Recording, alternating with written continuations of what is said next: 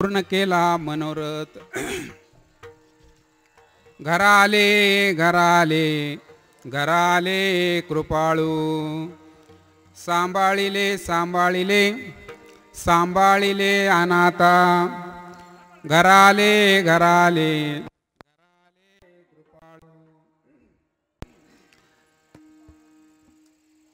केला निळा केला निळा केला निळा पावन. घराले घराले घराले कृपाळू. विठ्ठल विठ्ठल विठ्ठल विठ्ठल विठ्ठल विठ्ठल वक्रतुंड महाकाय सूर्यकोटी समप्रभा निर्विघ्नं कुरु मे देवस्य सर्वकार्येषु सर्वदा. गुरुर्ब्रह्मा गुरुर्विष्णू गुरुर्देवो महेश्वरा. गुरुर्साक्षात् परब्रह्म तस्मै श्री गुरुवे नमः. जयाचे केल्या स्मरण होय सकळ विद्येचे अधिकरण. तेची वंदू श्री गुरुचरण नमस्कारुणी आता. पांडुरंगा करू म्हणा. पांडुरंगा करू प्रथम नमन. पांडुरंगा करू प्रथम नमन. तुमचा अनुग्रह लादलो पावन झालो चराचरी. पूर्ण केला पूर्ण केला पूर्ण केला मनोरथ. आज या ठिकाणी सेवेला प्रारंभ करण्यापूर्वी थोडासा परिहार द्यायचा तो असा, कारण कोणत्याही कार्यक्रमाची सुरुवात करताना त्या कार्यक्रमाची रूपरेषा आपल्याला सर्वांना ज्ञात असेलच, परंतु ज्ञात करून देणं यही श्रोत्यांना हे एक वक्त्याचं काम असतं. ज्ञात करण्यासाठी आज या ठिकाणी आपण हा नर्मदा परिक्रमेचा पूर्ण करून आज हे आपल्या गावचे भूषण श्री आनंदा बाबा यशवंत घुले आणि त्यांचे मुले नवनाथ आनंदा घुले, बाळासाहेब आनंदा घुले, भारत आनंदा घुले, पत्नी समिंद्राबाई आनंदा घुले आणि असा हा घुले पाटलांचा परिवार. आणि या परिवारामधले यशवंत बाबांचे चिरंजीव. कोणाचे चिरंजीव? बरोबर आहे, यशवंत बाबाचे चिरंजीव आनंदराव. आज ह्या आनंदराव यांनी आज नर्मदा परिक्रमा पूर्ण करून आजच्या दिवशी आजच आले आणि आजच्या दिवशी आले आणि आजच्या दिवस या आल्यानंतर या कार्यक्रमाचं आयोजन जे केलं त्यांच्या सहकुटुंबांनी, सहपरिवाराने आणि घुले पाटील परिवारांनी, यांचा उल्लेख करणं या ठिकाणी गरजेचा जरी असला, परंतु हा कार्यक्रम कोणाचेही होत नसतात महाराज. बऱ्याच जणांची लोकसंख्या भरपूर असते, पण प्रत्येक लोकसंख्येमध्ये गावामध्ये सरपंच एकच होत असतो, पाटीलसुद्धा एखादा होत असतो, फार तर फार 2 होत असतात, 3 होत असतात, परंतु 10-20 होत नाही. परंतु आज या ठिकाणी गावाचा आनंद आणि सर्व तुमच्या घुले परिवारांचा आनंद हा द्विगुणित झालेला आहे. या ठिकाणी साक्षात नर्मदा मैयाचंही स्वरूप या ठिकाणी आपण सर्वांनी मिळून आलेलं आहे. आणि एक दूध छत्रारा रोग असा, कारण काय महाराज, प्रत्येक गोष्टीला प्रतिष्ठान महत्त्व असतं, अधिष्ठानाला महत्त्व असतं. आणि आज मी अशा अधिष्ठानासमोर कीर्तन करत आहे का त्या अधिष्ठानाचा मी 4-5 महिने फक्त आवाज ऐकत होतो. काय ऐकत होतो? आवाज ऐकत होतो. आणि नुसता आवाजावर आमचं फक्त भाषण झालेलं होतं. परंतु आज साक्षात माझाही योग असा म्हणावा लागेल का साक्षात वैराग्यमूर्ती भीष्माचार्यासारखे, आपल्या भीष्मासारखे आपल्या पाठीमागं उभे असणारे श्री हरिभक्तपारायण वैराग्यमूर्ती कारभारी बाबा झरेकर, आज यांच्या दर्शनाचा मला योग आला. आणि योग आला तर आला असा आला का त्या 5 मिनिटाच्या भेटीमध्ये बाबांनी मला सर्व काही दिल्यासारखं मला वाटायला लागलं. आणि बाबा आणि मी, आम्ही जवळचे एकरूप काहीतरी आहोत याचा आनंद आज मला झालेला आहे. कारण प्रत्येक गोष्टीची भेट होण्यासाठी काय लागतं? त्याला भाग्य लागतं. हो. आणि आज सुद्धा या ठिकाणी जे भाग्य आहे ना, आनंद बाबांचं, यशवंत बाबांचं सुद्धा भाग्य. कारण तुकाराम महाराज सांगितलेले, पुत्र व्हावा ऐसा गुंडा त्याचा 3ही लोकी झेंडा. आज यशवंत बाबांना खरं, यशवंत बाबा आहे ना, हो वारले. आज यशवंत बाबांना सुद्धा तो आनंद झालेला आहे. कारण कोणताही हित करताना आपल्या कौटुंबिक परिस्थितीचा अनुभवाने आजही जर आनंदबाबांनी आपला विचार जर केला तर त्यांच्या आईबापांना आपल्याला यासाठी काय द्यावं लागणार आहे, धन्यवाद द्यावा लागणार. आपुल्या हिता असे जो जागता, धन्य माता पिता तयाचिया, कुळी कन्या पुत्र होती जे सात्विक, तयाचा हरिक वाटे देवा. त्या देवाला सुद्धा हरेक वाटेल असं कार्य आज आपल्याला आनंदबाबांनी केलेलं आहे. आणि त्या कार्याची पावती म्हणून आज तुम्ही सर्व गावकऱ्यांच्या आणि कुटुंबाच्या वतीनं आणि साक्षात गुरुबळ सद्गुरू तुमच्या पाठीमागे उभे राहिल्यामुळे, सद्गुरूंचं बळ तुमच्या पाठीमागे असल्या कारणाने हा कार्यक्रम, माझ्याही मागं सद्गुरू उभे असल्या कारणाने हा कार्यक्रम आत्तापर्यंत आनंद झाला, इथून पुढे आनंदितच होत राहील. आणि यातही पुढे गावाच्या भविष्यासाठी असेच कार्यक्रम या गावामध्ये नगरीमध्ये होत राहो अशी पांडुरंग चरणी प्रार्थना करतो. आज या ठिकाणी बाबा नवीन आहे, बरोबर आहे, नवीन म्हणजे 50 वर्षापूर्वीचा आहे, पण आलेला आज इथं आहे. हो, परंतु याच्या मागंही काही कारणं आहेत, मी ते नंतर बोलणारच आहे. परंतु या ठिकाणी आज जसे कारभारी बाबांचे आशीर्वाद माझ्या पाठीमागे आहेत, तसे या ठिकाणी या गावचे तुमचे पोलीस पाटील, आमचे स्वपन दादा, त्याच्यानंतर आपल्या भरत भाऊ झरे आणि भाऊराव भाऊ झरेकर आणि अजून आमचे खास सारंग भाऊ शिंदे आणि यांच्या सगळ्या सहवासात ही नर्मदा परिक्रमा पूर्ण होत आहे.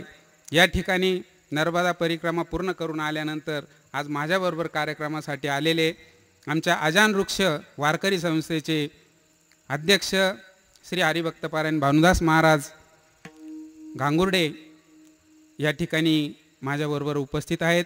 तसेच या ठिकाणी माझे चुलते हरिभक्तपारायण सुधाकर महाराज शिरसाट, रिटायर पोस्ट मास्तर, हेही माझ्याबरोबर आज कार्यक्रमाला आम्ही आलेलो आहोत.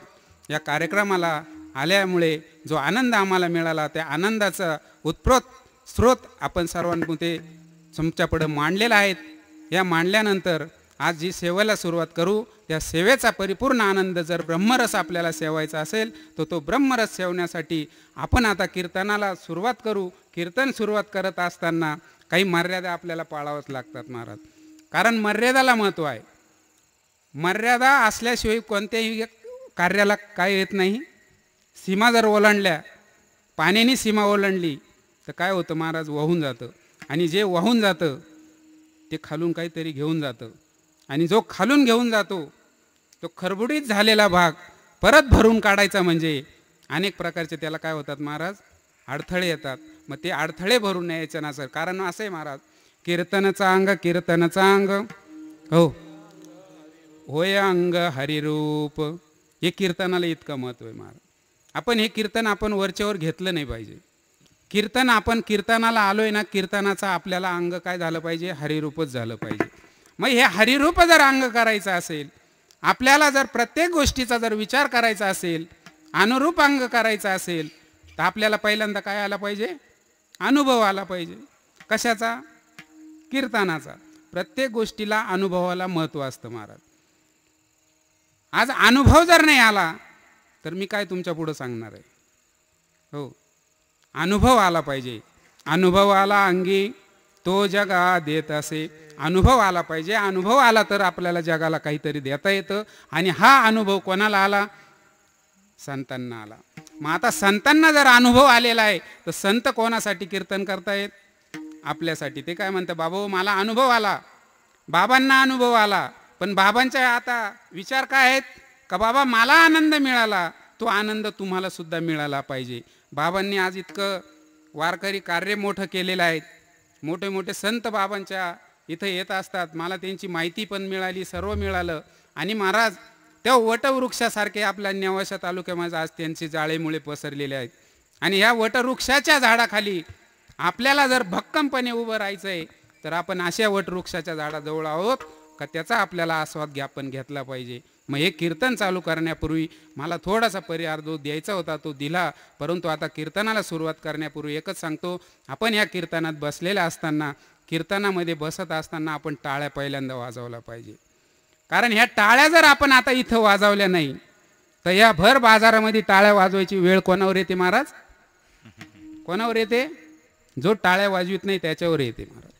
मग भर बाजारात टाळ्या वाजवण्यापेक्षा भर कीर्तनात जर आपण टाळ्या वाजवल्या हो तर आपल्याला त्याचा काय होईल महाराज? फायदा होईल. आणि हा फायदा जर करायचा असेल तर टाळ्या पहिल्यांदा वाजवा. दुसरा फायदा करायचा असेल, या वाचेने आपण काय केलं पाहिजे महाराज? या वाचाने सतत स्मरण आपण कशाचं केलं पाहिजे? आपल्या सद्गुरूचं स्मरण केलं पाहिजे, असल्या नामाचं आपण स्मरण केलं पाहिजे. आणि हे स्मरण वाचेने होईल म्हणजे ते वाचिक पुण्य आपल्याला मिळतं. हो, शारीरिक पुण्य मिळवायचं असेल तर आपल्याला हे शारीरिक पुण्य कशाने मिळेल? आपल्या टाळ्यांनी मिळेल. आणि आता मनस्थिती बघा, विषय लांबला आहे परंतु थोडासा 5-1 मिनिटाचा मी विषय घेतो, कारण कीर्तनाचा आहे. बघा, बाबा माझ्यापेक्षा ज्येष्ठ आहेत. बाबांना ज्या गोष्टी मान्य आहेत त्याच गोष्टीवर मी आज बोलणार आहे. कारण बघा, हसणं वेगळं, बोलणं वेगळं, करणं वेगळं, चालणं वेगळं. आणि बाजारातून जो चालतो ना, तो बाजाराच्या पिशव्या काय करीत चालतो? तो भरेल जरी असला तरी तो कसा करीत चालतो? आणि हलक्या जरी असल्या रिकाम्या पिशव्या तरी तो काय करतो? असा पुढं मागं पिशवी झटकत चालतो. तसं परमार्थ करत असताना महाराज, परमार्थाला ज्या मर्यादा दिलेल्या आहेत त्या मर्यादाचा जर आपल्याला उपयोग करायचा असेल, थोड्या दिवसात जर काय करायचं असेल, कारण ह्या कलियुगामध्ये आपल्याला जीवन महाराज थोडं आहे आणि ह्या जीवनाचं जर सार्थक करायचं असेल ना तर आपण एकच काम केलं पाहिजे.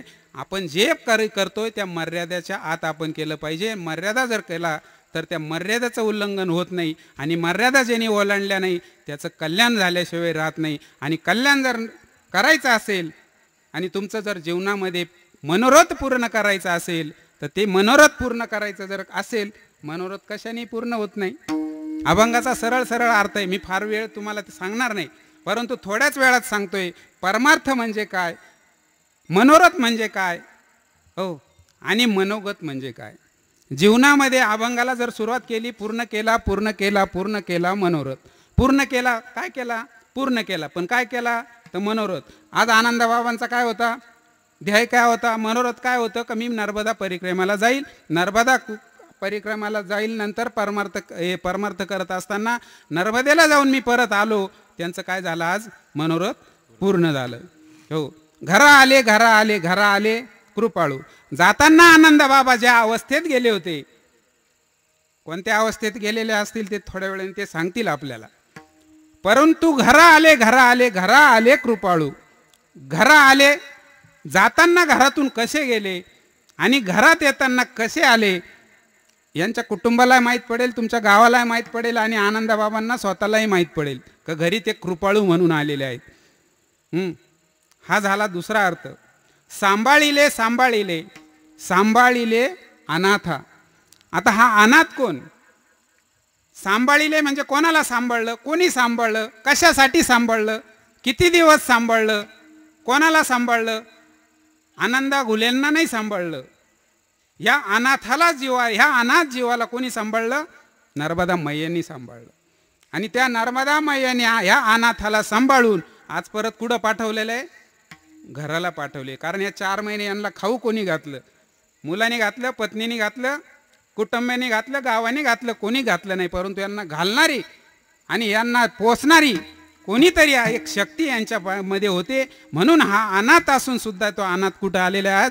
घरा आलेले. केला निळा पावन. हो, निळोबा महाराजांनी बघा, निळोबा महाराजांनी काय केलेलं आहे का? कोण पावन झालेलं आहे? तर आज हे आनंद बाबा आपल्याला या ठिकाणी पावन झालेले आहे. आणि आज पावन आपल्या सर्वांच्या उपस्थितीमध्ये आज ते इतके पावन झाले, इतके मोठे झाले का प्रत्येकजण आज या माऊलीचं काय करणार आहे? अनुकरण करणार आहे. आणि हे अनुकरण कधी होतं? अनुभव आला अंगी. अनुभव कोणाला आला? आनंदबाबाला अनुभव आला. आणि तो अनुभव आल्यामुळे आज आनंदबाबाला तुम्ही प्रत्येकजण लावता. कशामुळे हो? 6 महिन्यापूर्वीच्या आनंदबाबाला तुम्ही एवढे लोक दर्शन घेतलं असेल का? ही सत्य वस्तुस्थिती महत्त्वाची आहे, सत्य परिस्थिती महत्त्वाची आहे. ज्या वेळेस माणूस त्यांच्याशी नमस्कार करतो, ज्यांना नमन करतो, हे 6 महिन्यापूर्वी तुमचं गाव त्यांना नमन करत होतं का? नाही. ही वेळ कोणी आणली, कशामुळं आली? तर ही वेळ येण्याचं कारण हेच आहे महाराज का जीवनामध्ये मनोरथाला महत्त्व आहे. आणि जे मनात आहे त्या मनोरथाला जर पूर्ण करायचं असेल ती ती कृपा लागती, ती कृपा सद्गुरूची लागते महाराज. मग सद्गुरू जर असेल तरच या कृपा होतात, सद्गुरू नसेल तर कृपा होत नाही. जीवनामध्ये 3 गोष्टीला महत्त्व आहे. त्रिपुटे इतकी वेगळी आहे, त्रिपुट्या इतक्या जीवनात महत्त्वाचं आहे का प्रत्येक गोष्टीला त्रिकूट असतं. काय असतं? पत्त्याच्या डावात काय राहतं महाराज? कोणाला माहीत असेल सांगा बरं का. मला माहिती, तुम्हाला माहिती की नाही सांगा, खरं सांगा. माहिती आहे का नाही सांगा. खोटं बोलायचं नाही कीर्तनात. काय असेल ते समोरासमोर बोलायचं, समोरासमोर मांडायचं. आणि वस्तुस्थितीला घाबरायचं नाही, सत्य परिस्थितीला घाबरायचं नाही. सगळ्यांना माहिती तिरट काय चालती? तिरट. मग तिरट जर प्रत्येक गोष्टी त्रिपुटी आहे तर त्रिपुटी सुद्धा संसारात सुद्धा काय लागती? त्रिपुटी लागती. परमार्थात सुद्धा काय लागती? त्रिपुटी लागती. महाराज परमार्थ ज्याला करायचा आहे तो परमार्थ करायचा असताना जीवनामध्ये पहिल्यांदा सर्वात महत्त्व द्या, साधक बना. जीवनामध्ये काय बना? साधक बना. साधक बनल्यानंतर तुम्हाला साधन मिळेल. काय मिळेल? साधन मिळेल. आणि ज्याला साधन मिळालं त्याला साध्यापर्यंत पोहोचता अडचण येत नाही. आनंद बाबाला सुद्धा तेच झालेले आहे महाराज. आनंद बाबाला काहीतरी पहिल्यांदा ते साधक असतील, थोडे माळकरी असतील, कसे असतील, काय असतील ते तुम्हाला माहिती, पण त्यांना साधन मिळालं. कशाचं साधन मिळालं? या नर्मदे परिक्रमासाठी त्यांना साधन मिळालं. त्या साधनेने ते ओंकारेश्वरला पोहोचलेले आहेत. आणि ओंकारेश्वरला साधनाने पोहोचून आता ते कुठं आलेले? साध्य करून काय कुठं आलेले आहे? इथपर्यंत आलेले आहे. मी फार खोल जाणार नाही महाराज, विषय मोठा आहे, परंतु विषय सांगत असताना सत्य कारण जीवनामध्ये संसारामध्ये जशी परिस्थिती महत्त्वाची आहे ना महाराज, परमार्थ म्हणजे माणसाची मनस्थिती चांगली पाहिजे. ज्याची मनस्थिती चांगली असते त्याची परिस्थिती सुद्धा सुधारते. आणि एखाद्याची परिस्थिती खूप चांगली असेल पण मनस्थिती जर चांगली नसेल तर संसार करून उपयोग होत नाही. मग संसार जर मनस्थितीवर अवलंबून असेल, परिस्थितीवर जर अवलंबून नसेल तर परमार्थ सुद्धा महाराज मनस्थितीवरच अवलंबून आहे. कारण मन स्थिर असेल, कारण मनाने परमार्थ होतो. तुम्ही म्हणाल महाराज मनाने परमार्थ करायचं चालेल तर महाराज बरोबर आहे. शरीर इथं उभं असेल आणि तुमचं मन जर तमाशात बसेल असेल तर तुमच्या त्या कीर्तनात बसून उपयोग आहे का महाराज? मग कीर्तन करत असताना, कीर्तनात बसलेले असताना थोड्या वेळ बसा, 2.5 तास बसायपेक्षा 1.5 तास बसा, 2 तास बसा. परंतु ते बसत असताना तुमची पहिल्यांदा काय सुधारली पाहिजे? काय सुधारली पाहिजे? बोला, पटापटा बोला. काय सुधारली पाहिजे? मनस्थिती. तुम्ही जर मनस्थितीने इथं बसेल असाल तर तुम्हाला काय होईल महाराज? त्याचा आनंद मिळेल. आणि तुम्ही जर मनस्थिती 8 वाजेची वेळ असेल आणि 8 कधी वाजतील याची जर वेळ बघत असाल तर तुमचा इथं बसून उपयोग नाही महाराज. आणि जर ती मनस्थिती सुधारायची असेल ना महाराज, ती साधक जर वैराग्य तुम्हाला प्राप्त करायचं असेल, साधना करायची असेल तर तुम्ही पहिल्यांदा साधक व्हा. साधक व्हा म्हणजे माळकरी व्हा. आणि माळकरी झाल्यानंतर लगेच माळकरी झाले आणि तुम्हाला साधन मिळेल असंही नाही महाराज. आता माळकरी नुसत्या अशा माळी टाकल्या लगेच काढल्या का माळी साधक झाला, साधना मिळाली, पंढरपूरला गेला, संध्याकाळी घरी आला, साध्य काय झालं? माळ काढून काहीच नाही. मग ह्या साधनेला मरत नाही महाराज. साधक करा. साधक व्हायचं असेल ना, बाबांजी सारख्या महाराजांच्या सद्गुरूच्या हाताने तुम्ही माळ घाला. माळ घातल्यानंतर तुम्हाला जे सद्गुरू तुम्हाला जे काही सांगतील, मंत्र देतील, त्या मंत्राचा तुम्ही काय केला पाहिजे? जप केला पाहिजे. आणि ज्यांनी जप केला ना महाराज, ज्यांनी जप केला त्याला परमार्थ त्यालाच कळतो, कोणालाही परमार्थ कळत नाही. हो, ऊस डोंगा परी रस नव्हे डोंगा, काय बोललिया वरलिया रंगा. हो महाराज, या वरल्या अवताराला काही उपयोग नाही. हो, काहीच उपयोग नाही. हे वरून धोतर दिसतंय तुम्हाला, शर्ट दिसतंय, फेटा दिसतोय, हातात सगळं काही दिसतंय, अंगठे थोडेसे वेगळे आहे पण दिसते ना. मग हे दिसतंय महाराज. मग हे दिसत जर असेल पण हे कसं आहे महाराज? बाह्य स्वरूपाचं आहे. महाराज हा बाह्य स्वरूपाने नसावा, महात्मा हा बाह्य स्वरूपाने नसावा, तो अंतर्मनाने महाराज झालेला पाहिजे. आणि अंतर्मनाने जर तुम्हाला बघायचं असेल ना महाराज, आपल्या कारभारी महाराजांकडे तुम्ही बघा. माणूस बाह्य स्वरूपाने नाही हो, बाह्य स्वरूपाने तुम्हाला परमार्थ दिसणारच नाही. परमात्मा जर पाहायचा असेल ना तुम्हाला अंतरंगातच घुसावं लागेल. आणि अंतरंगात घुसावणारा एकच प्राणी आहे, आणि तो प्राणी एका अभंगात तुम्हाला मोक्ष आहे महाराज. एका अभंगामध्ये तुम्हाला मुक्ती आहे, एका अभंगामध्ये तुम्हाला ज्ञान आहे, एका अभंगामध्ये तुम्हाला विवेक तुमचा जागृत होणार, एका अभंगामध्ये तुम्हाला वैराग्य आणायची ताकद तुकाराम महाराजांनी तुमच्या हातात दिलेली आहे महाराज. तुम्ही 4000 अभंग वाचू नका, एकच वाचा. परंतु एक अभंग वाचत असताना त्या एक अभंगाला जर तुम्ही तुमची मनस्थितीनुसार जर त्या अभंगाची विचारसरणी जर आपल्या अनुरूपी हृदयामध्ये जर टाकली, तर आपल्याला या परमार्थ सुखरूप झाल्याशिवाय राहणार नाही. आणि मग तुकाराम महाराज तुम्हाला सांगितलं, निळोबा महाराज म्हणतात पूर्ण केला, पूर्ण केला. अहो कशाने पूर्ण केला? तो बाह्य स्वरूपाने पूर्ण होण्यात माझ्या नाही, परंतु अंतरंगाने परमार्थ जर पूर्ण करायचा असेल, तर माणसाने मनोरथ पूर्ण करायचा असेल, तर ते मनोरथ पूर्ण सद्गुरूंनी होतं. सद्गुरूंनी पूर्ण झाल्यामुळे आज आनंद बाबा आपल्या या सद्गुरूंच्या कृपेमुळेच आपण कुठे गेले? ओंकारेश्वरला गेले महाराज. मग हे ओंकारेश्वरला गेलेले असताना या ओंकारेश्वरला गेलं, हे का गेले, कोणी पाठवलं, कशासाठी गेले, ही नर्मदा परिक्रमा का केली पाहिजे, कधी केली पाहिजे? आता फार मोठा विषय महाराज. हा विषय इतका मोठा आहे की नर्मदा परिक्रमा का केली पाहिजे याचं उत्तर आपण पहिल्यांदा शोधलं पाहिजे. नर्मदा परिक्रमा करायची आहे, कशासाठी करायची आहे, हा दुसरा प्रश्न आहे महाराज. तिसरा प्रश्न असा आहे, ही परिक्रमा केल्यानंतर काय घ्यायचं आहे आणि काय आपल्याला सोडायचं आहे, हा तिसरा प्रश्न आहे. चौथा प्रश्न असा आहे महाराज, ही नर्मदा परिक्रमा परिपूर्ण झाल्यानंतर या जीवाला काय भेटतं, आणि ही परिक्रमा पूर्ण करून काहीला काहीच भेटत नाही, तर का भेटत नाही याचाही आपल्याला विचार करणं गरजेचं आहे महाराज. मग हा विचार जर करायचा असेल आणि हा विचारापासून आपल्याला अद्रूप शक्तीला न करता या विचारापासून जर अलिप्त राहायचं असेल, तर आपण काय करा? सद्गुरूला शरण जा. सद्गुरूला शरण जो गेला त्याला हे विचार पडायची गरजच पडत नाही. कारण सर्व काय महाराज, आपला कारभारी जसा घरात असतो, त्याने मीठ आणायचं का, तेल आणायचं का, कांदा आणायचा का, लसूण आणायचं, कोणाला टेन्शन आहे? बोला बोला, कोणाला टेन्शन आहे? त्या कारभाऱ्याला टेन्शन आहे. तसं परमार्थामध्ये सुद्धा महाराज सर्वात जास्त टेन्शन कोणाला असेल तर गुरुला टेन्शन असतं महाराज. कारण असा आपला शिष्य कसा चालतो याचं टेन्शन कोणाला आहे? गुरुला. कारण गुरुनी सांगितलेलं राहतं, बाबा तुला हे ज्ञान दिलेलं आहे, या ज्ञानाचा उपयोग याच्यासाठी कर, हे त्याच्यातून तुला हे साध्य होईल, हे साध्य केलं तर तू परमार्थापर्यंत जाशील. ओंकारेश्वरला जाशील, ओंकारेश्वरने निमावरला जाशील, मिठाला जाशील, अमरकंटकला जाशील. परंतु हा जरा ओंकारेश्वरला गेला आणि ओंकारेश्वरनं ओलांडता हा उलट्या दिशेने जर अमरकंटकला गेला, तर शेवटी जास्त टेन्शन कोणाला येणार महाराज? गुरुला येणार. कारण गुरुने यांना सांगितलेलं का तुम्ही कुठं जा? ओंकारेश्वरून कुठं जा? समुद्राकडे जा.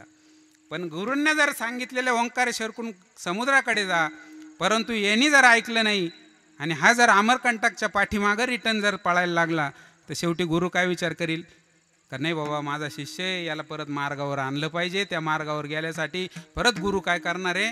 त्या शिष्याला सांगणार आहे, बाबा तू चुकू नको. मग जर चुकायचं नसेल ना महाराज, एकच करा का आपल्याला ह्या संसारात यायचं आहे ना, आपुला तो देव एक करुणी घ्यावा, तेने विना जीवा सुख नव्हे. हेरते माईक दुःखाचे जनती, नाही आधी अंते अवसने. हो, आपण त्या देवाला एकदा शरण जा. मग शरण जायचं आहे ना महाराज, मग तुमचं मनोरथ पूर्ण झाल्याशिवाय राहणार नाही. परंतु शरण जाण्यासाठी आपल्याला काहीतरी द्यावं लागतं महाराज. काय करावं लागतं? शरण जायचं म्हणजे बघा, तुमचं साधा गोष्ट आहे. पोलीस स्टेशनला जर तुम्ही गेले, पोलीस स्टेशनला तुम्ही दरोडेखोर म्हणून असाल, दरोडेखोरून असाल तर तुमच्याकडे तलवारी आहे, बंदुकी आहे, सर्व आहे. परंतु बंदुकी जोपर्यंत आहे तुम्ही शरण जाऊ शकत नाही. परंतु ज्या दिवशी तुमच्यात बंदुकी वगैरे तुम्ही ठरवलं का या संसारात काही मजा नाही आणि आता हे दरोडे टाकण्यात मजा नाही, हे दरोडे नाही टाकायचे ना, तर पहिल्यांदा काय करणार तुम्ही?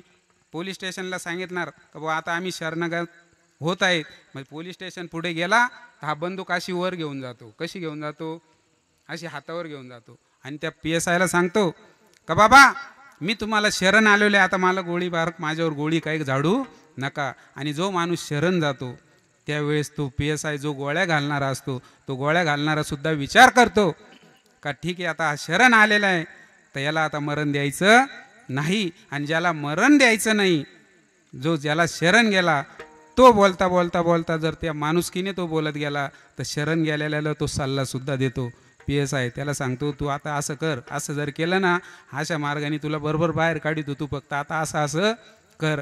महाराज ज्या भौतिक सुखामध्ये सांसारिक सुखामध्ये आपण जे वागतोय ना तेच आपल्याला परमार्थात करायचं आहे. फक्त ते करत असताना आपण त्या सद्गुरूला शरण जा. सद्गुरूला जर शरण जायचं असेल ना तुम्ही दंडवत घालून जाऊ नका, तुम्ही मनाने त्यांना शरण गेलं पाहिजे.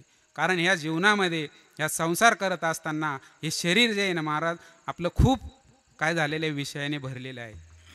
हो, कारण या शरीराला इतकी वाईट सवय लागून गेलेली आहे का याला परमार्थच आवडत नाही महाराज.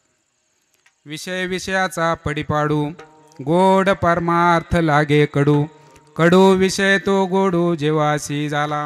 हो, ह्या कडू विषय त्या जीवाला झाला आणि कडू विषय जीवाला झाल्यामुळे नामस्मरण त्याच्या तोंडाला यायलाच जागा नाही. मग ते जर यायचं नसेल ना महाराज ते नामस्मरण आणण्यासाठी आपण एकच केलं पाहिजे, सद्गुरूची कृपा झाली पाहिजे. आणि सद्गुरूची कृपा जर करायची असेल ना महाराज तर आपल्याला एकच करावं लागेल, साधनाकडं मग लक्ष न देताना पहिल्यांदा साधक म्हणून लक्ष द्या. साधक म्हणून तुम्ही जर लक्ष दिलं तर तुम्हाला साधन मिळेल. कारण साधन देणारा माणूस कोण आहे? सद्गुरू आहे. आणि त्या सद्गुरूला जर एकदा शरण गेलं तर तुमचं प्रत्येक गोष्टीला साध्य झाल्याशिवाय राहत नाही. तसं आज आपल्याला ज्या जीवनामध्ये जर साध्य करायचं असेल ना तर फक्त सद्गुरूला शरण जा. ते सद्गुरूला शरण गेलं का तुमचं मनोरथ पूर्ण होईल. आणि मनोरथ पूर्ण झालं का तुमचा या जीवाचा संबंध तो सगळं कोण करील? ती कृपा सद्गुरू महाराज करतील. मग ही सद्गुरू कृपा जशी गरजेची आहे तसंच आनंदबाबांना आज नर्मदा मातेची काय झालेली आहे?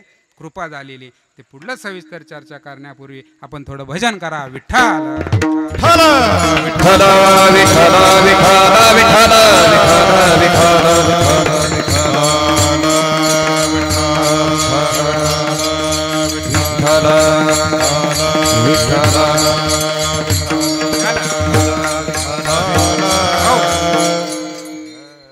बघा, या नर्मदे मातेचा जर विचार करायचा ठरला तर ही नर्मदा मातेची उत्पत्ती झाली कशी?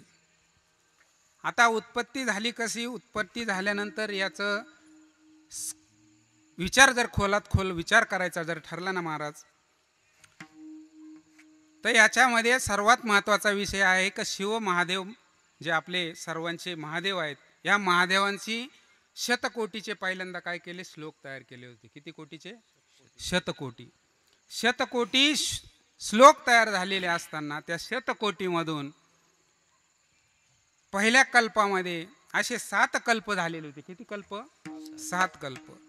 तर 7 कल्पामध्ये पुराणाचा जर शोध लागला असेल तर पुराणाचा शोध असा लागला महाराज का त्या शतकोटीतून आपल्याला सर्वात महत्त्वाचा जर सांगायचं ठरलं तर शतकोटी जे श्लोक होते त्या शतकोटीतून 18 पुराणं तयार झाले. ते 18 पुराणं तयार होत असताना 18 पुराणाला उपपुराण जोडी झाले. 18 पुराण किती पहिल्यांदा कोणते पुराण आले? 18 पुराण. त्या कल्पामध्ये 18 पुराण आले. ब्रह्मांड पुराण, आंतरपुराण, दैत्य पुराण, स्कंद पुराण, हो गरुड पुराण, अनेक प्रकारचे पुराणं त्याच्यात आलेले आहेत. त्या 18 पुराणाला परत 5 संहिता जोडल्या गेल्या. त्या 5 संहितामध्ये ज्या संहिता जोडल्या त्या 5 संहितामधून परत त्याला 18 उपपुराणं तयार झाले. काय तयार झाले? परत 18 पुराण तयार झाले. म्हणजे 18 दुने 36. म्हणजे त्या उपपुराणामध्ये देवी महात्म्य, सज्ञ महात्म्य, शंकर महात्म्य आणि स्कंद पुराण, नर्मदा पुराण जे तयार झालं त्या स्कंद पुराणाच्या आधारावर नर्मदा पुराण तयार झालं. या नर्मदा पुराणाची कथा अशी आहे, ज्या वेळेस मार्कंड्य ऋषींना आणि युधिष्ठिर, ज्यावेळेस युधिष्ठिर त्या वनामध्ये आला बसलेले असताना अमरकंटकच्या, त्यावेळेस मार्कंडेय ऋषींना युधिष्ठिराने प्रश्न केला की बा महाराज, तुम्ही ह्या 18 पुराणाची जी गणती सांगितलेली आहे त्यावेळेस ही नर्मदा मैया होती का? तर होती तर कोणत्या स्वरूपात नर्मदा मैया होती? तर याचा प्रश्न ज्यावेळेस युधिष्ठिराने मार्कंडेय ऋषींना केला तर मार्कंडेय ऋषींना सांगितलंय, मार्कंडेय ऋषी युधिष्ठिराला म्हणाने, तुम्ही जो प्रश्न माझ्यासाठी विचारला हा अति महत्त्वाचा प्रश्न मला उपस्थित केला. या प्रश्नाच्या आधारावर मला एक लक्षात आलंय का तुम्हाला तुमच्या या कलियुगामध्ये ज्यांना ज्यांचा उद्धार करायचा असेल त्या उद्धार करायचं जर साधन असेल तर हे नर्मदा पुराणामधलं नर्मदा मैयाचं स्थान आहे. मग हे महाराज ज्यावेळेस ऋषींनी सांगितलं त्यावेळेस त्यांनी सांगितलं का बाबा, ज्यावेळेस 7 कल्प हे झाले त्या 7 कल्पामध्ये सुद्धा ही नर्मदा मैया उपस्थित होती. ज्यावेळेस या ठिकाणी कोणत्याच नद्या नव्हत्या, कोणते पर्वत नव्हते राहिले, डोंगर राहिले नाही, समुद्रही राहिला नाही, अशा ठिकाणी त्या ठिकाणी फक्त मार्कंडेय ऋषी आणि मत्स्य अवतारामध्ये साक्षात विष्णू भगवान शंकर भगवान हे सर्व उपस्थित होते. आणि त्या शंकर भगवानाच्या ज्या होडीमध्ये साक्षात नर्मदा मैया ही बाल्य अवस्थेमध्ये तिथं बसलेली होती. त्या बाल्य अवस्थेत सुद्धा मी त्या मार्कंडेय ऋषींनी सांगितलं का मी ती नर्मदा मैया तिथं बघितली. म्हणजे या 7 कल्पापर्यंत नर्मदा मैया तिथपर्यंतही होती, आत्ताही आहे. मग आत्ता जर कल्पात होती म्हणजे ती आज आहे, मग जर आज आहे तर ती कशी आहे? मग त्यावेळेस त्यांनी सांगितलं युधिष्ठिराला, मार्कंडेय ऋषींना विचारलाय का नर्मदा मैयाचा उगम झाला परंतु कसा झाला? तर त्यावेळेस शंकर भगवानांना ज्या वेळेस समुद्र मंथन झालेलं होतं त्या समुद्र मंथनाच्या वेळेसून जे विष पिलं गेलं ते विष पिलं गेलं ते अमरकंटक याच्यावर. आणि त्या अमरकंटक पर्वतावर ते विष पिल्यानंतर त्या विषाच्या घामातून, ज्या शारीरिक घामातून जी नर्मदा मैया तयार झाली तिचं उत्पत्ती स्थान म्हणजे ते अमरकंटक. मग ते अमरकंटक स्थान असताना नगर अमरकंटक बसून ती मैया वाहत कुठं मिळाली? समुद्राला मिळाली. समुद्राला कशी मिळाली, काय मिळाली, त्याचा सर्व मोठा कार्यक्रम सांगायचा म्हणला तर आपल्याला ते महिनासुद्धा लागतो. परंतु आपण आता कार्यक्रम छोटा आणि कार्यक्रम छोट्या वेळात आपल्याला छोट्यात छोटा काय करायचं आहे त्या गोष्टीचा आपल्याला ओहपो करणं गरजेचं आहे. महाराज, नर्मदा परिक्रमा करत असताना त्याचे नियम आहेत, ते नियम तुम्हाला सांगतो. नियम करत असताना पहिल्यांदा आपण ओंकारेश्वरला गेलो पाहिजे. ओंकारेश्वरला जर गेलं तर पहिल्यांदा आपण काय केलं पाहिजे? नर्मदा मैयाच्या तटावर ज्या दिवशी तुम्हाला परिक्रमा चालू करायची आहे, आनंद बाबांना माहितीच आहे, नर्मदा परिक्रमा करत असताना सुरुवातीला आपल्या घरातून जे जे काही घेऊन जाऊ आपल्या शारीरिक अडचणीसाठी ते बरोबर घ्या. दुसऱ्या दिवशी तिथं गेल्यानंतर संकल्प करा. संकल्प हा करत असताना तो संकल्प कसा झाला पाहिजे महाराज? तो मनोभावित झाला पाहिजे. मग आपण म्हणतोय ना हा परत आला तो परत आला, कोण भांडल्याशिवाय राहत नाही आणि भांडण झाल्याशिवाय राहत नाही. परंतु याचे अनुभव महत्त्वाचे आहे महाराज. का भांडण होत नाही परंतु भांडण करणारा कोणीतरी असतोच महाराज. मग जीवनामध्ये एकच करा ना, ती परिक्रमा कशी करायची महाराज ती सांगा ना तुम्ही. तर महाराज त्याच्यात एकच करा, ओंकारेश्वरला गेल्यानंतर जो संकल्प असतो तो संकल्प करत असताना त्या संकल्प करत असताना एकच पाहिजे, तुमची मनोवृत्ती जी चांगल्या पद्धतीने असेल त्यावेळेस तुम्हाला संसाराचा त्याग करायचा आहे आणि वानप्रस्थ आश्रम स्वीकारून संन्यास आश्रम स्वीकारून तुम्ही संन्यासाचा काय करायचं आहे महाराज? तिथं तुम्हाला अनुकरण करायचं आहे. मग संन्यास आश्रम करण्यासाठी तुम्हाला पहिल्यांदा काय केलं पाहिजे? आपले वस्त्र जे आहेत ते काढून आपल्याला ते वस्त्र देतात ते वस्त्राचं आपण धारण केलं पाहिजे. ते वस्त्र धारण केल्यानंतर एक कमंडलू तुमच्याकडे देतात. आता हा कमंडलू काय आहे? तुम्हाला एक दंडक देतात. हा दंडक काय आहे? हा दंडक दिल्यानंतर तुम्हाला खौर करायला लावतात. खौर म्हणजे लक्षात आला असेल तुमच्या, चप्पी करायला लावतात थोडक्यात. मी खूप हसवतो पण आज नाही हसवीत बरं का थोडंसं. तर खौर झाल्यानंतर तुम्हाला तिथं टिळक लावला जातो. काय लावला जातो? टिळक. आता हा टिळक कशाचा असतो? आता हा बाह्य स्वरूपाने बसला तर आपण लाल स्वरूपाने आपण त्याला काय म्हणतो? भगवागण लावलाय बा. परंतु हा टिळा कशाचा असतो? का तुम्ही मर म्हणून तुम्ही कुठे गेलेले, आता हा संकल्प आहे महाराज. मग या संकल्पाचा आपण वरचीवर प्रदक्षिणा करून उपयोग नाही महाराज. महाराजांचा आमचा मागाई विषय झाला. परमार्थ थोडा करा, चांगला करा, साध्यापर्यंत पोहोचा. आणि साध्यापर्यंत पोहोचायची ताकद जर असेल तर फक्त नामात आहेत आणि जो नामात राहिला तो कामात राहिला, हे ध्यानात घ्या महाराज. जो नामात राहिला तो कामात राहिला, हो, आणि जो कामातच नाही राहिला त्याचा विषय संपला महाराज. मग हा विषय संपवायचा नसेल ना तर संकल्प करत असताना आपली वृत्ती चांगली ठेवा. त्या वृत्तीच्या आधारे तुम्ही तिथून संकल्प करा. ओंकारेश्वरपासून निघा.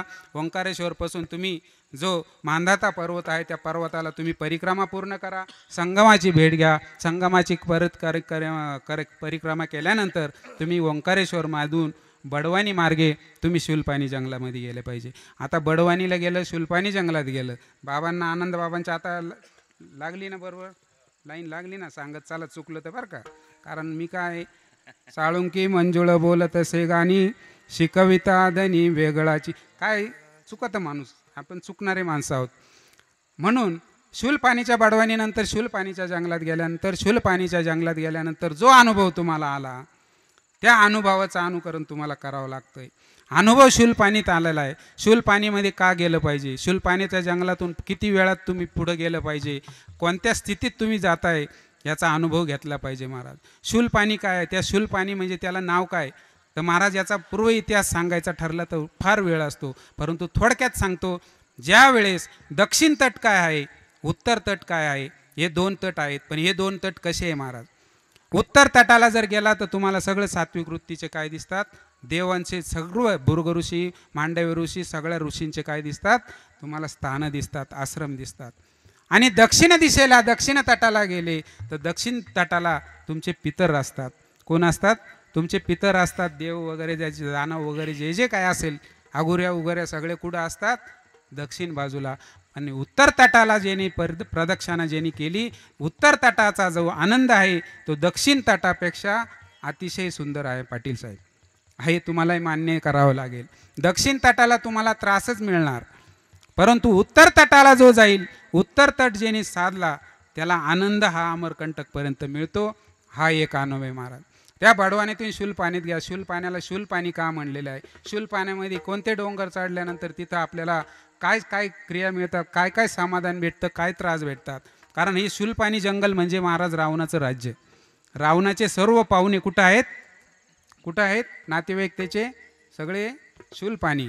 आणि शूलपाण्याचा म्हणजे आपण सुद्धा कुठले महाराज, आपण उत्तर तटातले वंशातले आहोत, परंतु आपण आता पूर्व अर्जुन याच्यानुसार आपण दक्षिण तटात आलेलो आहे. दक्षिण तट हा म्हणजे रावणाचा तट श्रीलंकेपर्यंत आहेत.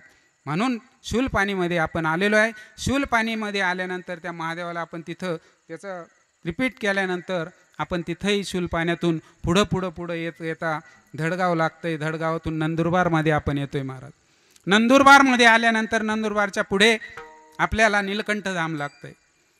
नीलकंठ धामाचा तुम्ही विचार केला, नीलकंठ धामाचं जे अवतार पाहिला, तर नीलकंठ धामामध्ये अवतारात जे समाधान भेटतं ते वेगळंच आहे महाराज. तिथून नीलकंठ धामाला गेल्यानंतर पुढे विमलेश्वरला जायचं आहे महाराज. विमलेश्वरला गेलो तिथं समुद्र तुम्हाला बघायला मिळेल. आता विमलेश्वरला गेल्यानंतर विमलेश्वरला तिथं एक वडाचं झाड आहे. त्या वडाच्या झाडाचा महत्त्व फार मोठं आहे महाराज. आणि हे पुराणात आलेलं आहे. हे पुराणात महत्त्व आलेलं असं आहे, त्या वडाच्या झाडावरून ज्या वेळेस मार्कंडेय ऋषींनी प्रवास केला होता त्यापासून ते झाड तिथं स्थितीत आहे. आणि त्या विमलेश्वरला गेल्यानंतर तिथून समुद्र मार्गाने तुम्हाला मिठी तलाईला जायचं आहे. मिठी तलाईला गेल्यानंतर, त्या मिठी तलाईला गेल्यानंतर तुम्हाला जो आनंद मिळतो ना महाराज, का आपण काहीतरी प्रवास मोठा करून आलेलो आहे. आणि काहीतरी प्रवास केल्यानंतर तो समुद्र ओलांडतो. त्या समुद्र ओलांडल्यानंतर त्या मिठी तलाईला आपण जेव्हा जातो, त्या मिठी तलाईला ज्यावेळेस 10, 9, 9:30, 8, 10 वाजता आपण जातो, त्यावेळेस त्या ठिकाणी मिठी तलाईचं जी पाणी आहे, त्या पाणी जर तुम्ही एकदा पिलं तर त्या पाण्याचा तुम्हाला काय होतो, आनंद प्राप्त होतो महाराज. मग हा आनंद प्राप्त केल्यानंतर तुम्ही काय करा, मिठी तलाईवरून भरोच मार्गे भरोचला या, भरोचवरून कुबेरला या.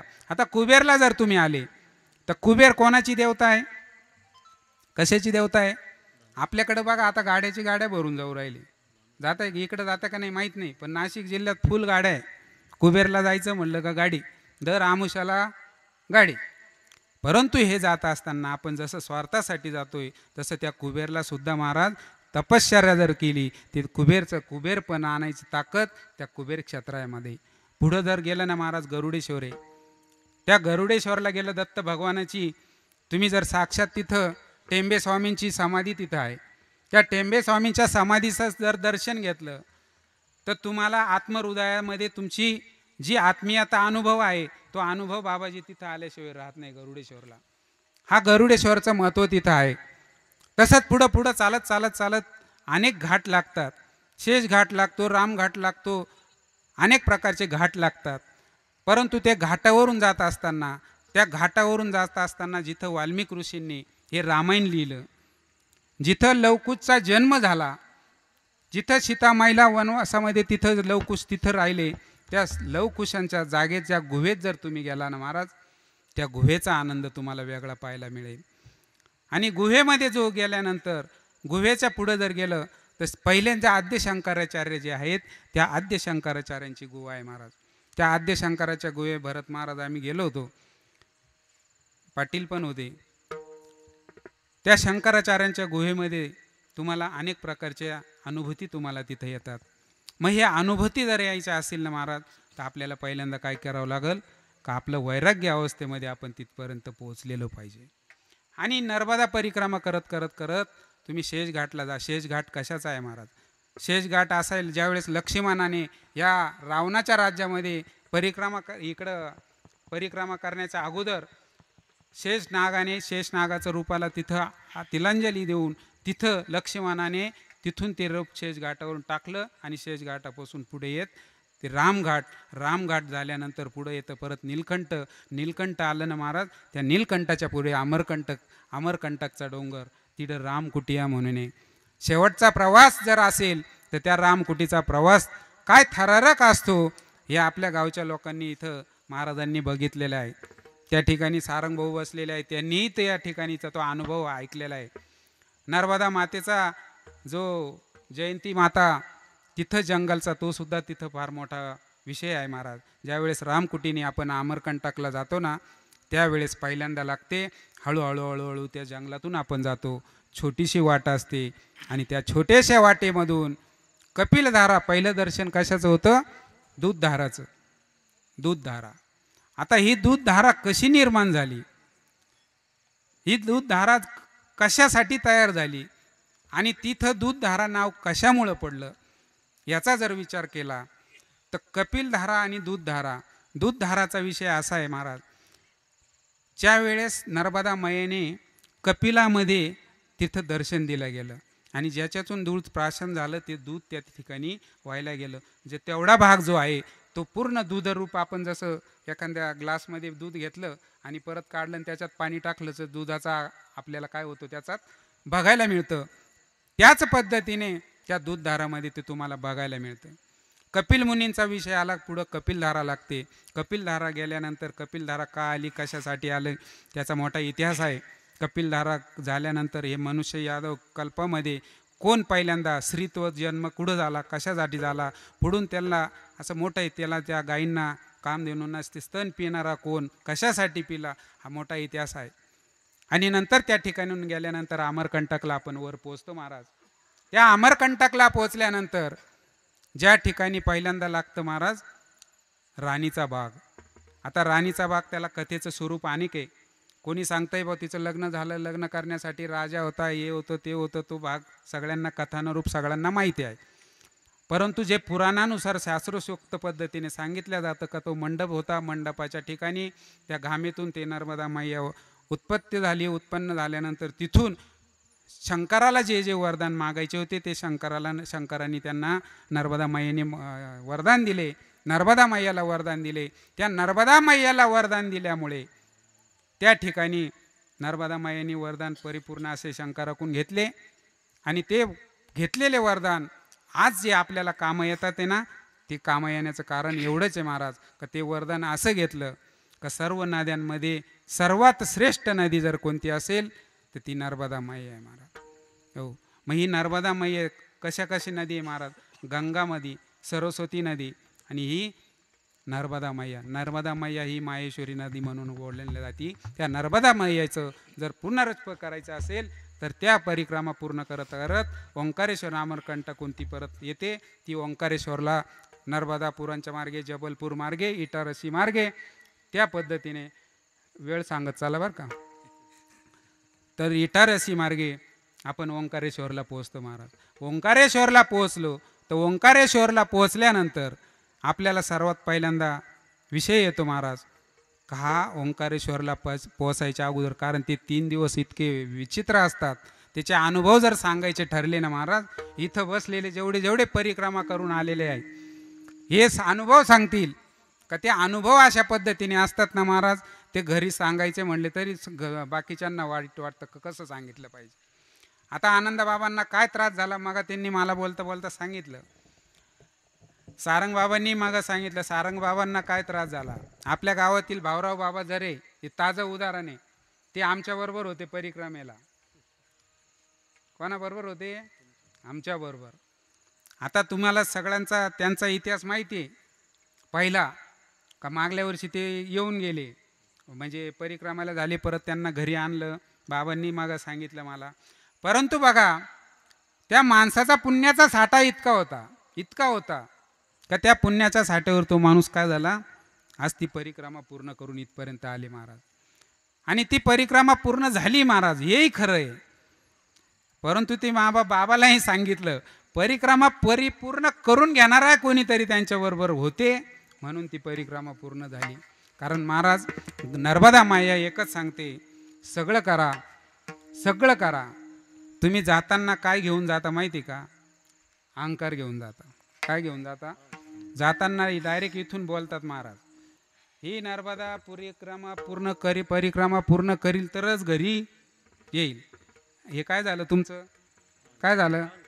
अहंकार.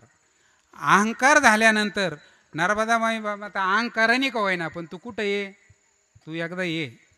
तुझं 90 किलो वजन आहे ना, तुझं वजन कुठं कमी करायचं आहे मी तुला नंतर सांगते. तू एकदा तुझ्या वजनात तू कुठं ये. वजनात माणूस कसा आला पाहिजे? वजनात आला पाहिजे. बाबा सुद्धा कसा आला पाहिजे? वजनात आला पाहिजे. तो जर लय हलका आला तर तुम्ही आम्हाला डिमांड देणार नाही. बरोबर आहे की नाही? राग नका मानू. हो, डिमांड कधी येतो माणसाला महाराज? जरा चाल बिल जोरात झाली का कसा डिमांड येतो का नाही? खरं आहे का नाही? आज आमची चाल दाखवली त्याला इलाज नाही, परंतु चाल जरा आली तर माणसाला कसं येतं महाराज? वजनात येतो. आणि ज्याला वजन टिकवायचं असेल ना तर वजनासाठी थोडंसं काय करावं लागतं? खावा प्यावं लागतं. काय खावं लागतं हा महत्त्वाचा विषय घ्या. तुम्ही खाण्याचा विषय दुसऱ्याकडे जाऊ नका. खा, परंतु काय खा? नामरूपी. आणि तुम्ही काय करा? नामरूपी बदाम तुम्ही खाल्ले पाहिजे. परमार्थ ज्याला करायचा आहे, ज्याला परमार्थात वजन वाढवायचं आहे, त्यांनी रामरूपी बदाम आपण काय केले पाहिजे? खाल्ले पाहिजे. हो, हे बाकीचे बदाम खाऊन काही नाही, तुमचे फक्त किलोनी हे वाढणार.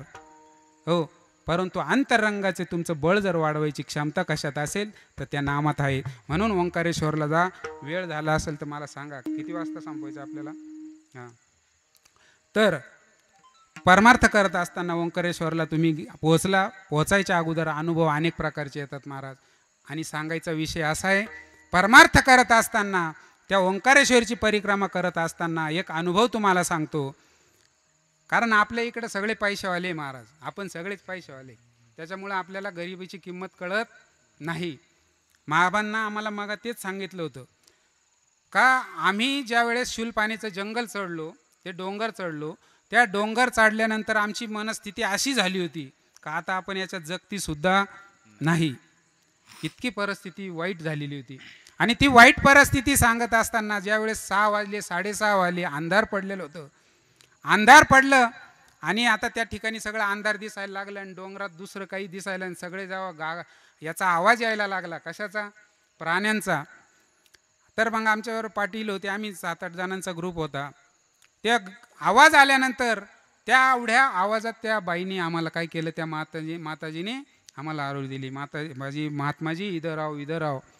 आम्ही असा श्वास टाकला, खरंच नर्मदा मैया आहे. कारण कशाचा तरी आम्हाला आधार लागला महाराज, कशाचा तरी आधार लागला. त्या आधाराच्या भरोश्यावर आम्ही त्या कानाने तिथपर्यंत पोहोचलो. तिथपर्यंत गेल्यानंतर अक्षरशः आमची ना शारीरिक परिस्थिती सगळ्यांची इतकी वाईट झालेली होती का हे पाय, हे खांदे सगळे जाम झालेले होते. परंतु त्या ठिकाणी गेलो. त्या ठिकाणी गेल्यानंतर ती महिला माताजी आणि त्या बाबा होते, त्या बाबांनी आम्हाला घरात प्रवेश दिला. आता घर म्हणजे कसं, आपले बंगले नव्हे, ते घर म्हणजे झोपडं. बघा ना, त्या झोपडीत जर गेल्या गेल्या मला काही ना काही आठवलं राव. त्या झोपडीत गेल्यानंतर ती 15 बाय बाबांना सांगितलं, 15 बाय 11ची खोली होती, झोपडी होती. त्या झोपडीला कडाकडाने टोकर आणि आपल्या तुराट्यांचे जसे काढ घेतो ते कुड होते. म्हणजे इकडं महाराज आता घराला सगळेच येतात. कोण कोण येतं घराला? इडले सगळे आपण घराला.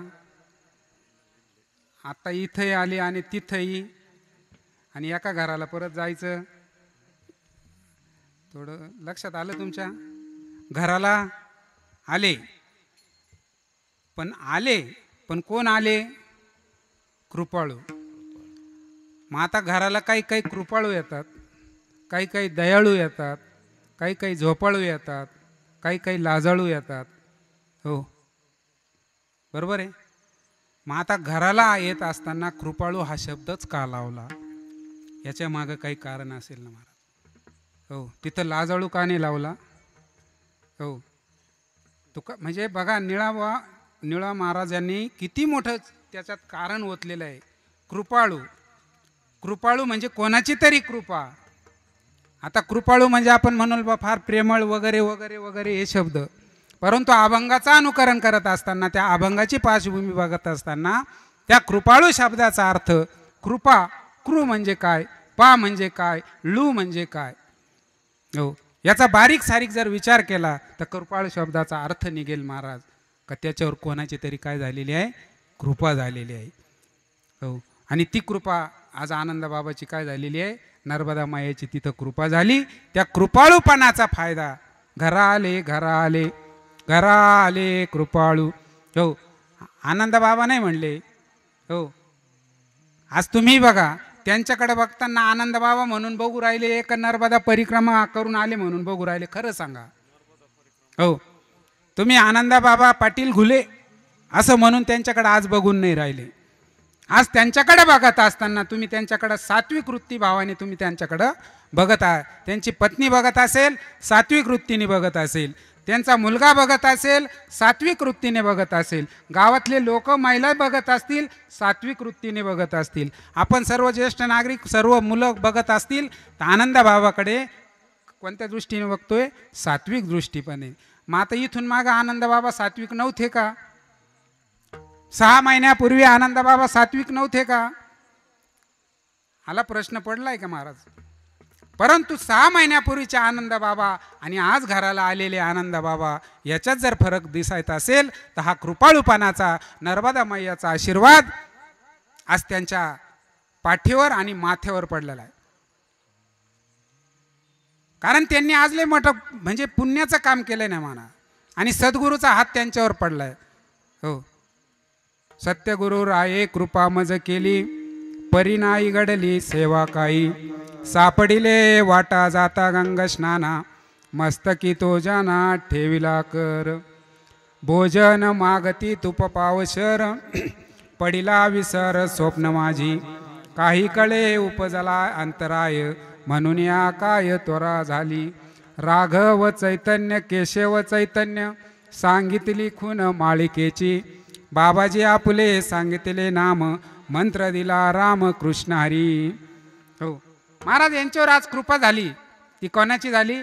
सद्गुरू. यांच्या मागे जर सद्गुरूच नसते, यांच्यावर जर कोणाचा हातच नसता तर हे कृपाळू कधी झाले नसते. हे झोपाळूच राहिले असते. काय राहिले असते? झोपाळू राहिले असते.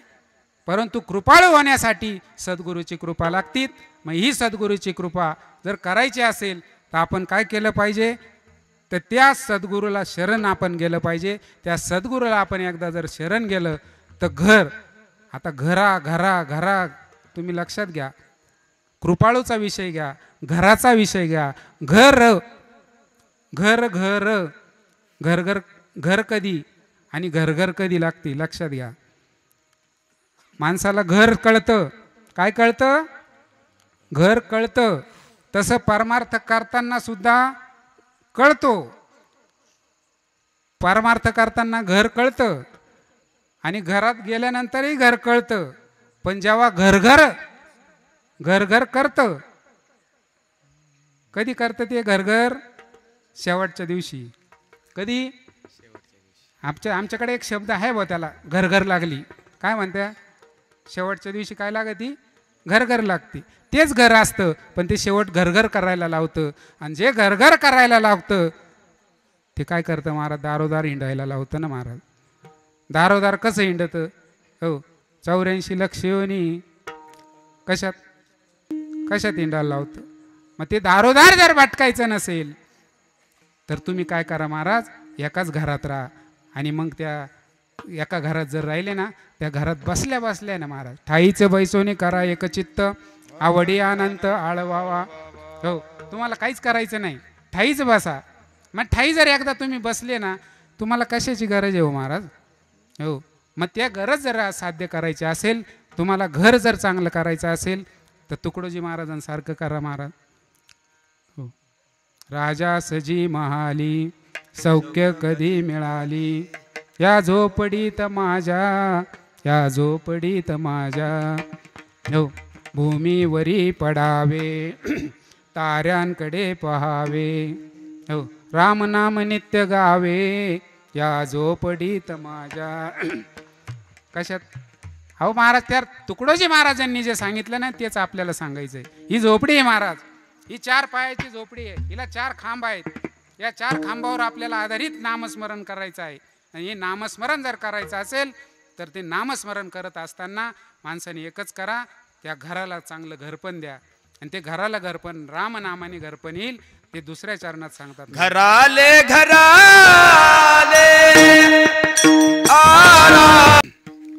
महाराज या सांभाळल्याला अनाथाला सांभाळलं जातं महाराज. अनाथाचा शब्द फार वेगळा आहे.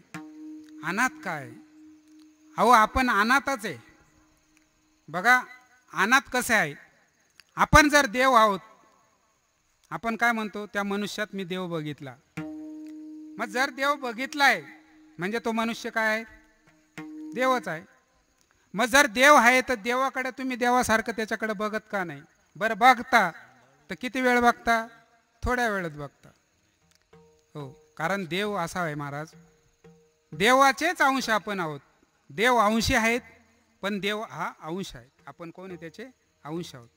बघा ना, समुद्रात गेल्यानंतर समुद्राचं पाणी घ्या, एका बकेटमध्ये घ्या, समुद्राचं पाणी बकेटमधून उचला आणि ते बकेट फोडून आपल्या जमिनीत आणून एका बाजूला ठेवा.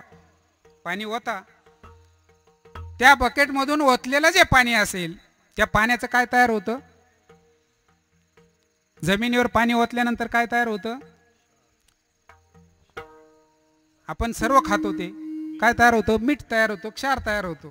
म्हणजे तिथं मीठ तयार होतं का त्या समुद्राच्या पाण्याचं? होतं ना, बरोबर आहे का नाही?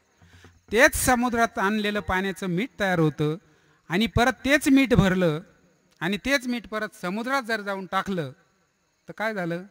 परत पाणी झालं. असाच प्रकार आपण आपल्या जीवाचा आहे महाराज. आपण जीवाने काय केलं? आपण परमार्थाचेच अंश आहोत. परमार्थानेच सांगितलेलं का बाबा आपल्याला सर्व आवड जी दिलेली आहे ती अनाथ होण्यासाठी नाही दिलेली, तू नाथ होण्यासाठी आपल्याला दिलेली आहे. परंतु आपण नाथ सोडून दिला आणि भलताच नाद धरला. हो, ज्याचा नाद करायचा त्याचा नाद आपण करत नाही, आणि ज्याचा नादच करायचा आहे तर आपण ज्याचा नाद केल्याशिवाय राहत नाही. मग आनंदात नाद करायचा आहे, संसारात नाद करायचा, मग परमार्थाचा नाद झाला पाहिजे ना. बघा काही जर झालं ना, आपण असं संसारात सर्व आहोत, संसारात असले जर करे ना महाराज सगळं सांगा, पण आपला नाद कोणी करीत नाही. कधी सांगतो पाटील? येशीत येऊन सांगतो पाटील, काय म्हणायचं? नाद करायचा नाही. आणि जर आपला नाद केला तर आपण त्याचा कायमचा नादच करून टाकतो. बरोबर आहे? हे आपण बोलू शकतो. कशात बोलू शकतो? संसारात बोलू शकतो महाराज. तसं परमार्थात बोलायची ताकद ही आपल्यात पाहिजे.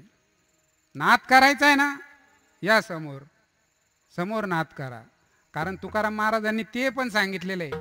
तुकाराम महाराज सांगतात बाबा लई नम्र पण होऊ नको. नम्र होय, पण प्रसंगी काय कर? काय केलं पाहिजे? नाथाळांच्या माथी काठी, हा, नाथाळांच्या पाठी देऊ काठी. हो, जर नाठाळा असेल तर त्याला आपल्याला मग पाठीवर त्याला काय केलं पाहिजे? याचा आपण केला पाहिजे. मग जर ते करायचं असेल ना तर आपण अनाथ व्हायचं ना महाराज. त्या नाथाला जर करायचं असेल, अनाथ असेल, कारण आज बघा ही परिक्रमा आहे ना महाराज, सणात कधीच होत नाही, अनाथतच होते. आणि खरंच अनाथ होतो माणूस, खरंच अनाथ होतो. सगळ्याला बघा, आपल्याला हे असे लोक बघायची सवय, मानपान घ्यायची सवय. हो, चार वेळा बाबा बाबा बाबा, महाराज महाराज, घ्या पाणी घ्या, सफरचंद घेता का? हो, घेता का? नाही नाही, लई झालं नाही, खावं लागेल, एवढं थोडं खावंच लागेल. तो बाबा ते टिचून देतो ना. हो, काय करतो? टिचवतो. आता ही सवय आम्हाला इथं लागलेली आहे, आपल्याला कुठं? या संसारात महाराज, बरोबर आहे का नाही? परंतु ही सवय तिथं नाही ना. कुठं? नर्मदा परिक्रमे. अहो, पहिल्यांदा 70 किलो वजन आमचं होतं. किती किलो वजनात गेलो होतो इथून, एकदम गाडी बिडी सगळं, गाड्या बिड्या 2-4 गाड्या, ते काही एकदम वजनात. ओंकारेश्वरला गेल्या गेल्या गाड्या बिड्या लावल्या महाराज, आणि एकदम जसं काय आता खूप वेशात आम्ही. आणि जेव्हा तिथं वजनात उतरलो आणि वजनात गेलो, आणि जेव्हा वजन कमी झालं, 3च दिवसात वजन कमी झालं. 4थ्या दिवशी, पाटील साहेब बरोबर आहे का नाही, डायरेक्ट 70 किलोवर, कितीवर आलं? 5 किलो तर 3ऱ्याच दिवशी. आणि शुलपाण्याच्या जंगलात जेव्हा चढायला लागलो वर, तर तिथं तर डायरेक्ट 9 किलो. हे महाराज तर आमचे 11 किलोवर आले. हो, असेच. हो, आणि महाराज त्या ठिकाणी आम्हाला खाण्याचं मिळतं महाराज, परंतु मैया जे देईल तेच मिळणार. तुम्ही म्हणले ना मला इथं बदाम खाऊ घाला, चिक्कू खाऊ घाला, नाही. जे नर्मदा मैयाच्या मनात असेल तो संध्याकाळचा तुमचा भोग असेल. सकाळचा तुम्हाला बालभोग बिस्किटचा पुडा भेटायचा ना, तर बिस्किटचाच पुडा. हो, काही पिशव्या भरायचो आम्ही का. हो, ते परिस्थितीच तशी वाईट होती. हो, काय सांगायचं. म्हणजे जीवन आहे ना काय महाराज, आपल्याला हे आयतं भेटलेलं आहे. आयतं भेटलंय ना, त्या आयतं भेटल्यामुळे आपल्याला त्याची किंमत कळत नाही. आणि ज्याला खूप घसून मिळतं ना, त्याची किंमत तिथं आहे महाराज. आयतं काही नाही. आयतं 2 एकर भेटलं ना, वजनात राहतं माणूस. हो, पण तेच जर कष्ट करून घ्यायचे असले तर त्याची किंमत कळते महाराज. परिक्रमा करताना काही वाटत नाही महाराज. आपण म्हणतोय परिक्रमा केली, परिक्राईने हो 2-4 महिने असे निघून जाते. नाही महाराज, परिक्रमा करत असताना तुमचा पूर्ण कस लागतो. या आनंदबाबांचा कस लागलेला आहे, पाटलांचा कस आहे, भरतचा कस आहे, सगळ्या सारंग भाऊचा कस आहे.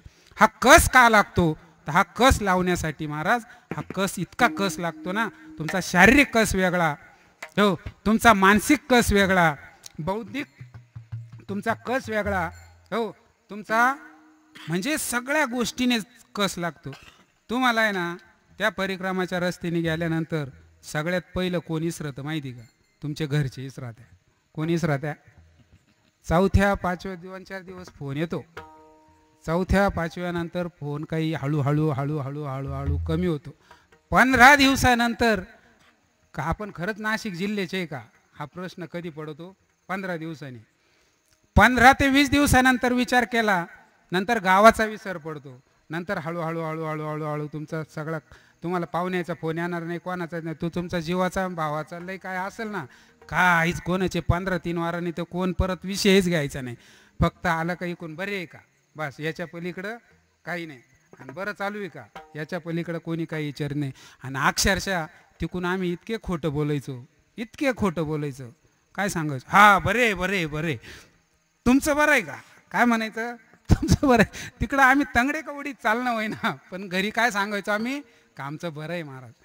परंतु अक्षरशः बरं काहीच नसतं महाराज. त्या ठिकाणी अनाथच झालेलं राहतं महाराज.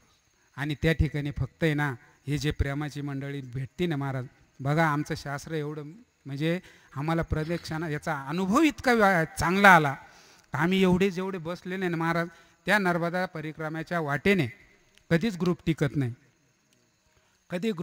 नाही, माणसं एकत्र येते नाही. परंतु आम्हाला इतका अभिमान आहे का ह्या गावचे मंडळी आमच्याबरोबर पूर्ण शेवटपर्यंत, घरी येईपर्यंत आम्ही बरोबर होतो, कार्यक्रम करेपर्यंत आम्ही बरोबर होतो. म्हणजे याचा अभिमान. मग ही कृपा कोणाची महाराज? ही कृपा फक्त आमच्या सद्गुरूची, दत्त महाराजांची आणि ज्ञानेश्वर माऊलींची कृपा आमच्यावर झालेली आहे. हो, आणि ही जवळ ते कृपा कधी होते तर त्यांचा आशीर्वाद असल्याशिवाय नाही. मग आम्ही ते आशीर्वाद राहिल्यामुळे आम्ही काही अनाथ झालो नाही, पण अनाथासारखी वागणूक आम्हाला मिळाली. मग अनाथ पण सांभाळलं कोणी? आम्हाला सांभाळलं नर्मदा मैयानी. पण अनाथासारखं वाटलं कोणाला? आम्हाला.